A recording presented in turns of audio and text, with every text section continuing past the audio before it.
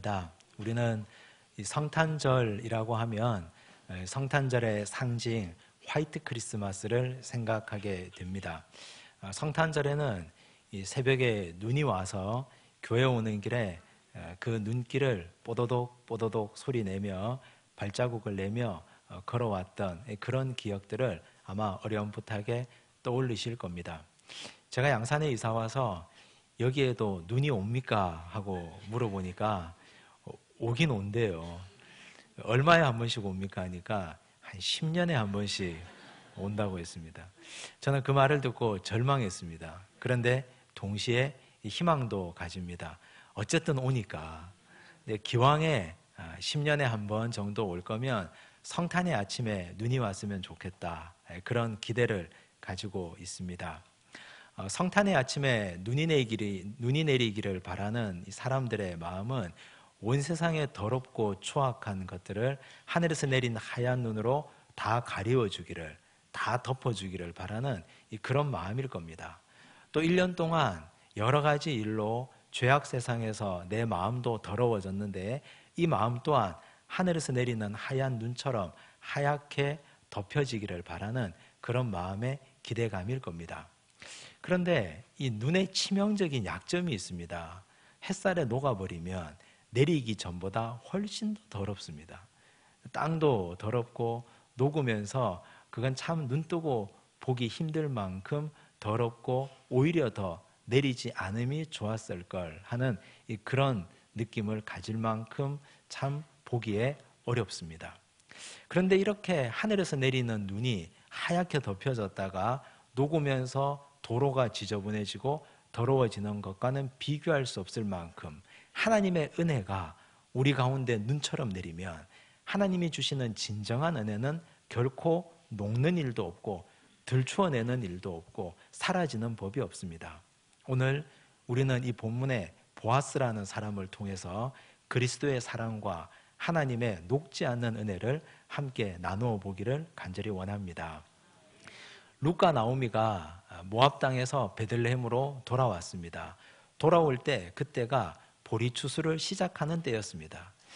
베들레헴의 보리 추수로부터 추수가 시작되면 밀 추수까지 이어지는데 그 기간이 한 2달 정도 됩니다. 약 8주 정도 되는 기간이 계속해서 추수하는 기간입니다. 먹고 살기 위해서 룻은 남의 밭에 가서 일을 시작했습니다. 보아스의 밭에 가서 2달 동안 정말 죽으라고 이삭을 주워가며 시어머니를 봉양하며 일을 했습니다.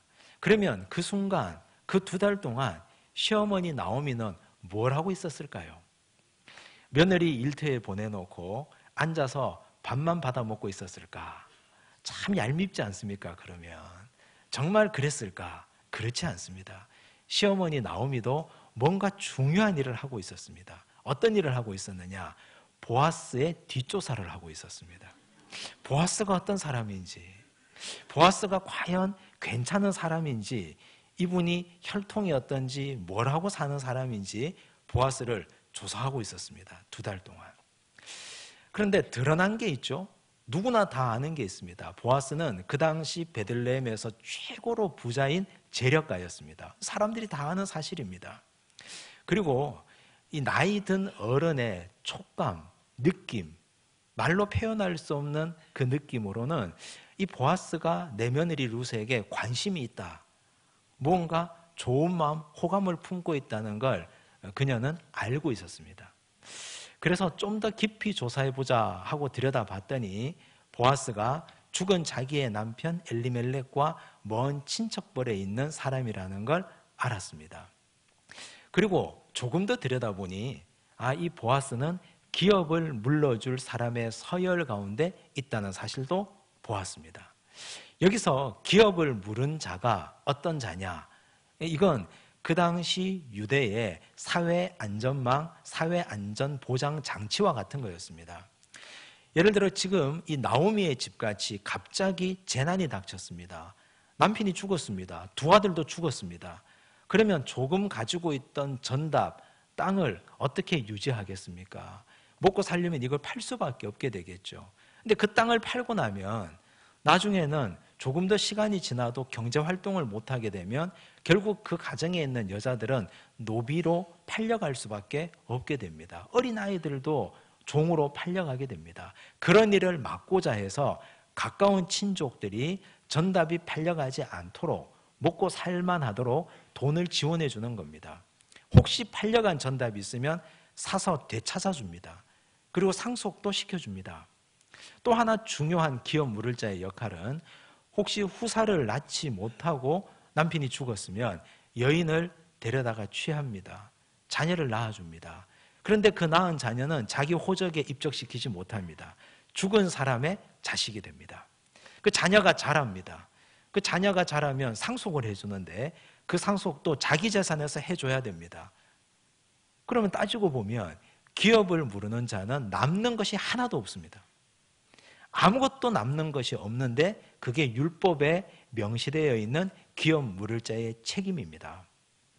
일종의 사회보장장치고 사회안전망입니다.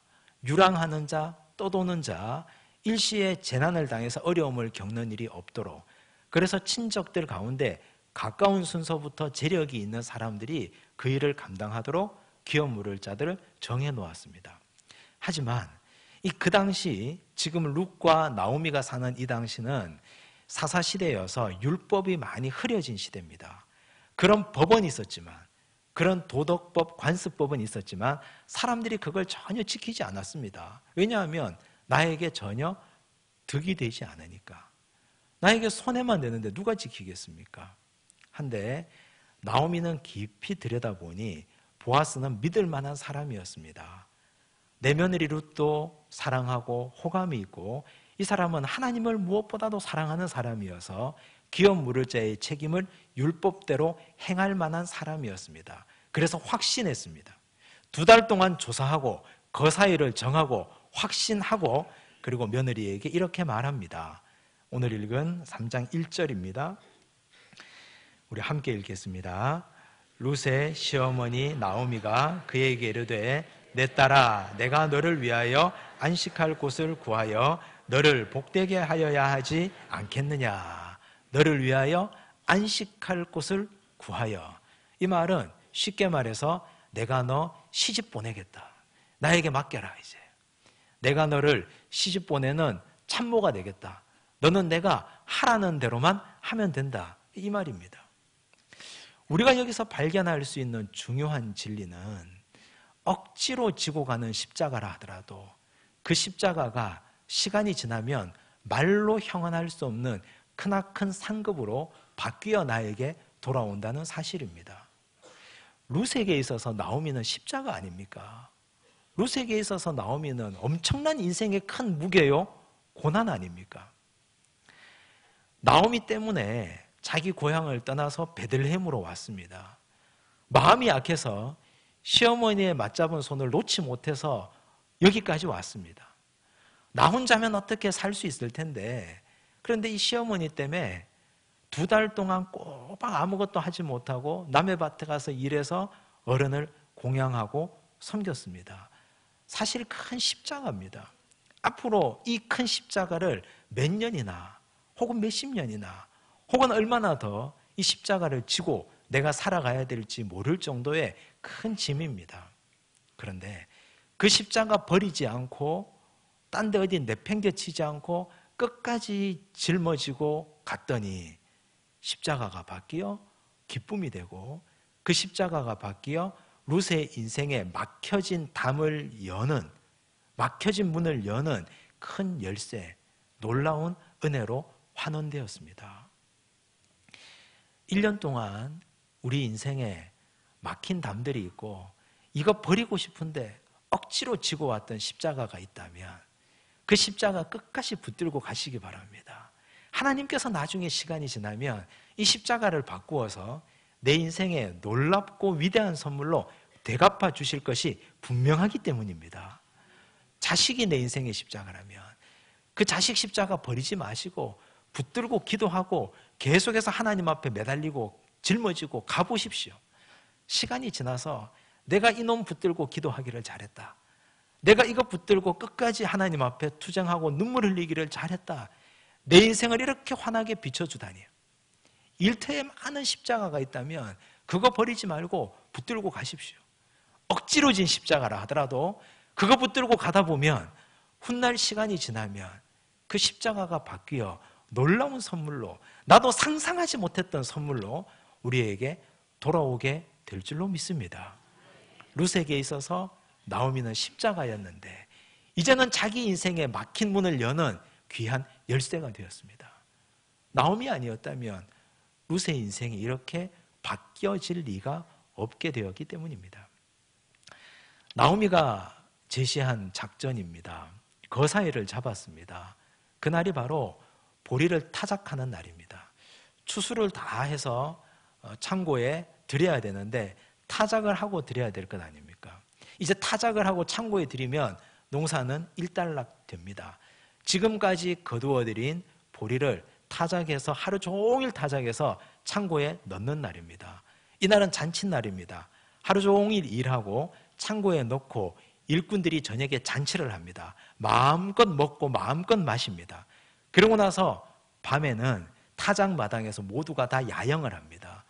잔치 끝에 거기에서 누워 잡니다. 주인인 보아스도 한쪽 구석에서 잠을 청합니다. 주인이니까 좀 독립된 곳에서 잠을 잘 겁니다. 나오미가 룻에게 단단히 일러줍니다. 목욕하고 기름을 바르고 의복을 바꿔 입고 타작마당에 내려가라. 보아스가 어디에서 잠드는지를 잘 살펴봤다가 네가 거기 몰래 들어가서 발치 이불을 들고 누워 있으라. 그러면 그 다음은 보아스가 알아서 할 것이다. 그렇게 던져뒀습니다. 사실 이건 굉장히 위험한 작전입니다. 왜 위험하냐? 타작마당에 여자는 부정탄다 그래서 못 들어가게 되어 있었기 때문입니다. 또 두 번째는 보아스가 여인을 발견하고 나서 이 여인이 정숙하지 못한 여인이라고 오해할 수 있기 때문입니다. 소리라도 지른다면, 당장 내쫓기기라도 한다면 산통이 깨어집니다. 끝나버리는 일입니다. 그런데 나오미는 보아스의 성품을 면밀히 관찰하고 이 사람이 기업 물을 자에 서열에 있다는 것도 알고 반드시 이 일이 이루어지리라는 걸 알고 있었습니다. 그래서 그렇게 강권했습니다. 룻이 어떻게 했습니까? 7절입니다. 함께 읽겠습니다. 보아스가 먹고 마시고 마음이 즐거워 가서 곡식단 더미의 끝에 눕는지라. 룻이 가만히 가서 그의 발치 이불을 들고 거기 누웠더라. 가만히 누워있는 모습을 한번 상상해 보십시오. 지금 밤새도록 잔치하고 먹고 마셨기 때문에 보아스는 사람이 있는지 없는지 분간을 잘 못합니다. 그런데 얼마나 시간이 지났을까? 사람이 있다는 걸 보아스가 느꼈습니다. 그리고 깜짝 놀라서 너는 누구냐라고 말합니다. 그때 룻이 한 말입니다. 9절입니다. 함께 읽겠습니다.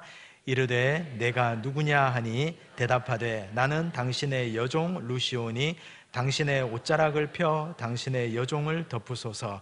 이는 당신이 기업을 물을 자가 됨이니이다 하니.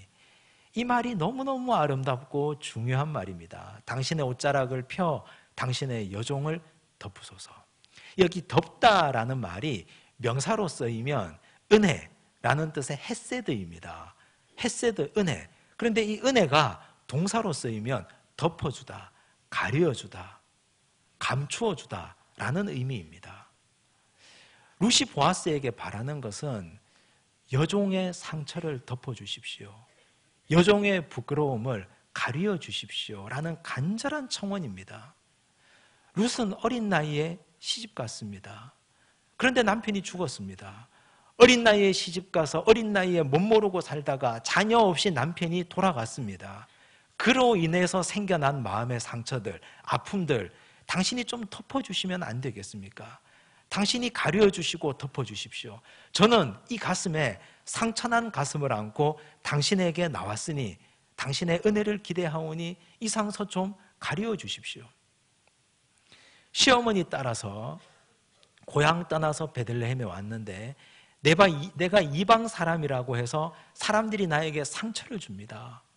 내가 이곳에서 받았던 이방 여인으로서의 상처 당신의 자비로 은혜로 덮어주시고 가려 주십시오.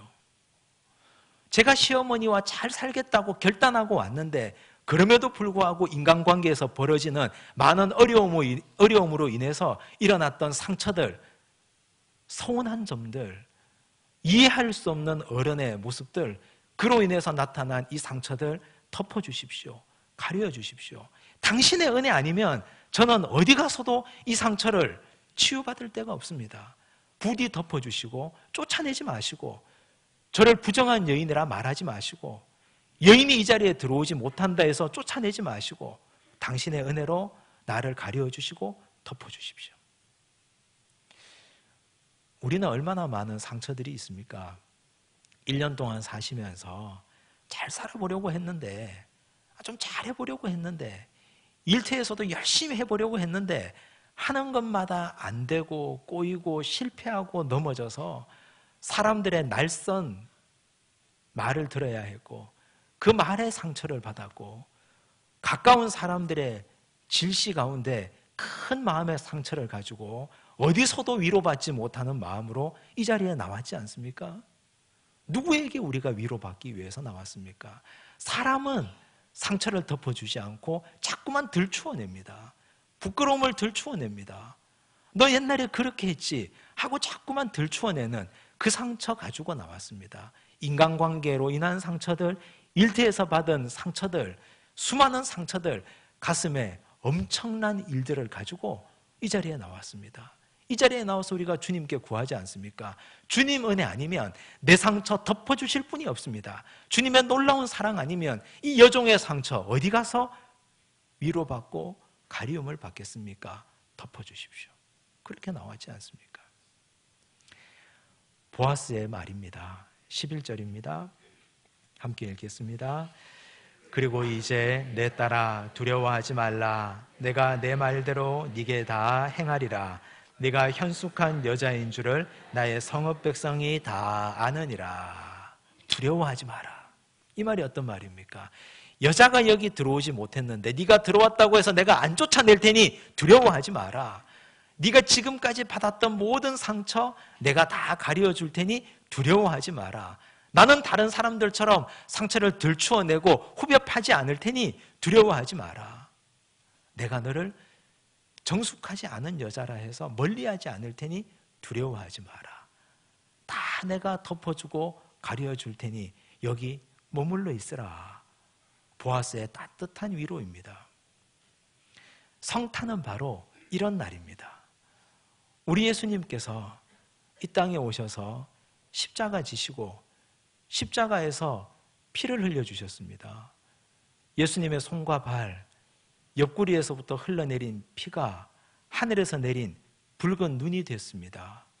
온 세상을 다 붉게 물들이고 다 적셨습니다. 우리의 심령도 예수님의 보혈로 다 덮여졌습니다. 예수님이 덮어주시면 사람들은 들추어내지 못합니다.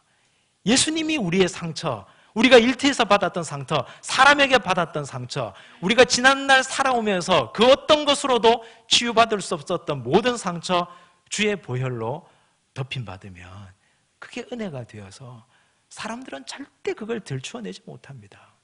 성탄은 바로 그런 날입니다. 덮어주는 날입니다.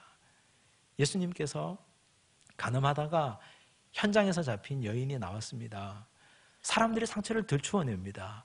부끄러움을 들추어냅니다. 이 여인이 가늠하다 현장에서 잡혔습니다. 돌로 칩시다. 예수님이 무릎을 꿇고 뭔가를 쓰십니다.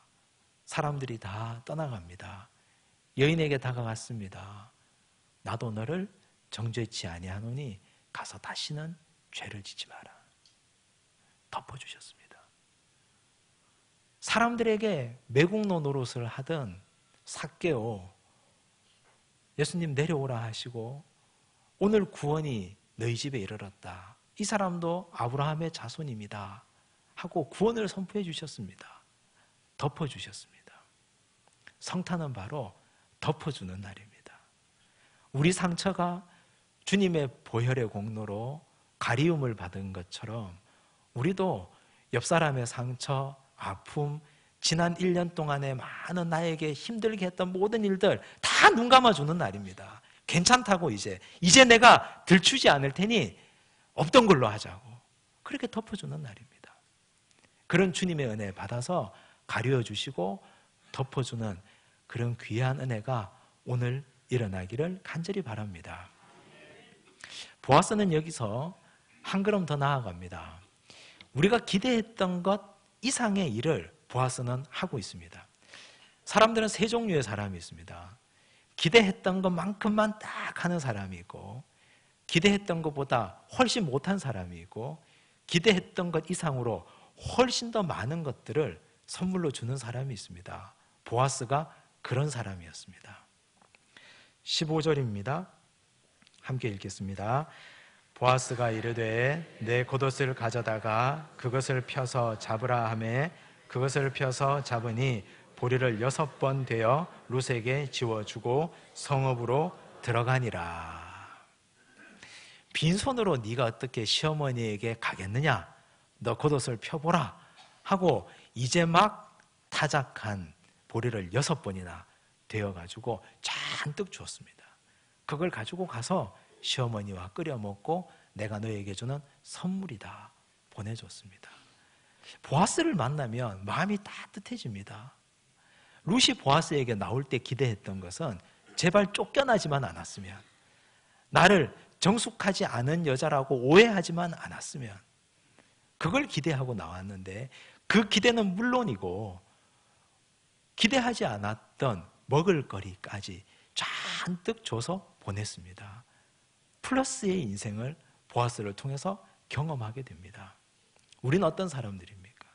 우리가 예수를 만났습니다. 예수님 만나서 우리는 구원받았습니다. 우리가 지금 이 세상을 떠나도 천국에서 눈뜨게 됨을 확신하는데, 그것뿐만이 아니라 우리 예수님은 우리 인생의 길목길목마다 많은 선물을 감추어 두고 계셨습니다. 시마다 때마다 먹이고 입히고 돌보고, 먹을 것 떨어지면 먹을 것, 우리 인생에 비루해지면 하나님께서 우리를 자존감 있게 해주시고 많은 선물로 우리들에게 허락해 주셨습니다. 1년 동안의 인생을 돌아보면 하나님께서 우리 인생을 절대로 손해나게 하지 않으셨습니다. 더하기 인생을 살게 하셨고 플러스 인생을 살게 하셨지, 우리 주님은 우리에게 뺏어가지 않으셨습니다.